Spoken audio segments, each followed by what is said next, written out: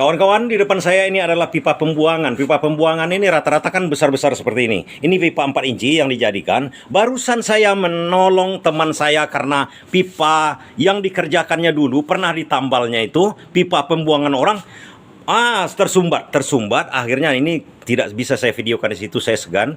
Tapi dia hampir seperti inilah. Pipanya itu agak di tanah sebenarnya. Tapi kemarin itu bocor sehingga rembes ke sebelah, ke tetangganya. Kemudian ditambalnya katanya. Setelah ditambal tak lama kemudian tersumbat. Bagaimana cara dia menambal? Akhirnya saya ketawa kawan-kawan. Nanti saya terangkan. Jadi ditambal seperti begini ilustrasinya.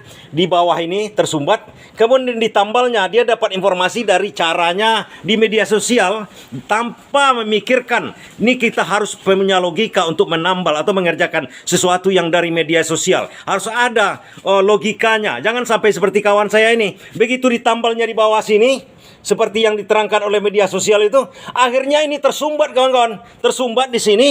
Nggak lewat airnya. Saya pikir siapa yang memasukkan paralon lain ke dalamnya, kepingan paralon kan di dalam itu. Nah, sebagai ilustrasinya nanti saya ke bengkel saya terangkan cara kerja, cara menambal kawan itu yang salah. Jangan sampai salah lagi kawan-kawannya. Nah, ini karena udah, tapi nggak bisa saya videokan tadi karena segan saya di situ, karena memang udah jorok. Jadi tetangganya komplain karena ini rembes ke sebelahnya. Akhirnya dia tambal dulu.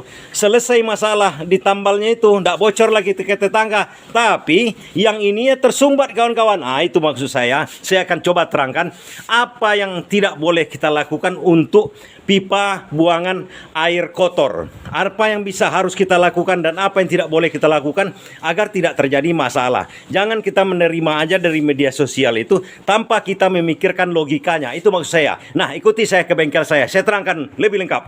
Baiklah kawan-kawan. Jadi yang dilakukan kawan saya ini seperti beginilah bocornya paralon yang dibuatnya kemarin itu. Jadi ditambalnya seperti ada di media sosial, seperti begini kawan-kawan.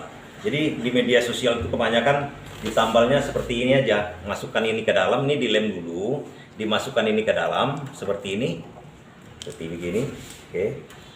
Kita masukkan. Dimasukkan seperti ini. Kemudian setelah masuk, ditarik, kemudian seperti itulah kira-kira dia masukkan. Ya, jadi ini berbahaya sebenarnya untuk pipa pembuangan air kotor, karena air kotor itu banyak lemak-lemak dan segala macamnya.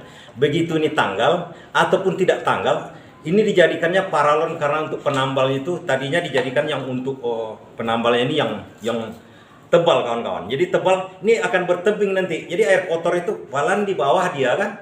Air kotor itu banyak lemak-lemak kemudian menumpuk di sini, menumpuk. Akhirnya tidak lewat dia ke keluar dari atas. Dan kemudian begitu ditusuk-tusuk, akhirnya ini yang tanggal lagi karena ini ada tebingnya di sini, ini tebingnya karena ini macam-macam paralon lebih besar lagi, lebih tebal ininya. Jadi ada tebing di dalamnya itu. Itu yang sangat pantang dilakukan untuk pembuangan air kotor. Nah, cara saya bantu tadinya setelah selesai semuanya keluar, kami dorong dengan besi, kemudian keluar. Nah, ada kepingan paralon, makanya saya tanya sama dia bagaimana cara menambal. Begitu dijawab ya.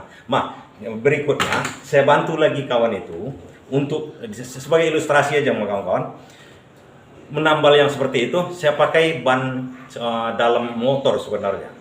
Saya beginikan dulu. Jadi kalau kita gini kan di dalam itu tidak terhalang lagi. Kalau tadi ada penghalang di dalam. Nah, setelah diginikan, yang tadi saya lakukan adalah membuat paralon yang sama besarnya dengan ini, dengan begini. Seperti ini aja kawan-kawan. Seperti gitu. Kemudian yang tadi juga saya lakukan, saya ikat dengan kawat. Dengan kawat dibuatkan dengan tang. Kebetulan tangnya tinggal di sana tadi karena dia yang punya. Kemudian 2 buah lah kawatnya di sini.